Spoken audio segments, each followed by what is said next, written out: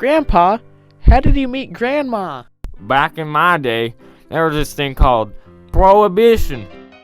What's prohibition? Prohibition was the ban of alcohol in the United States of America.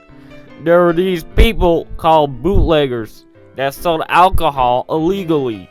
And that's when I saw her, the finest bootlegger in all Ohio. She had mesmerizing brown eyes, lusciously big lips, hips curvier than the bands of the Mississippi, and the scent of a newborn baby. But Grandpa, how did Prohibition start? Let me tell ya, kiddo, your grandma was against the ideas of the Anti-Saloon League. What's that? They were a national organization that campaigned to achieve national prohibition through a constitutional amendment. I was walking down the street and was approached by an anti-saloonist preaching, "Are you aware of the negative effects that alcohol has on the states? Read this pamphlet." I took the pamphlet and said, "No law's gonna keep me from drinking my booze," and I threw the pamphlet right at him.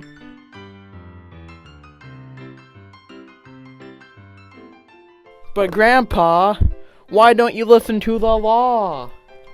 You see, people back in the day ignored prohibition because folks didn't like being told what not to do. It was impossible for the government to regulate alcohol because it was made in secrecy. What's this got to do with Grandma? Let me finish my story!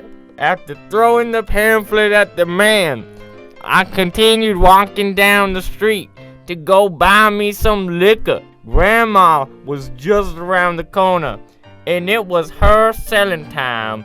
She was the only bootlegger I went to because she was so damn pretty. So did Prohibition ever stop you from drinking? Hell no! Prohibition never worked out. People still got alcohol, and it proved that the government can't keep us from doing something we want. How come the government couldn't stop y'all, Grandpa? You see, people had a demand for alcohol, and when there's a demand, there will always be a supply. Basic rule of supply and demand. The government doesn't have the power to control our alcohol. Oh wow, Grandpa. Thanks.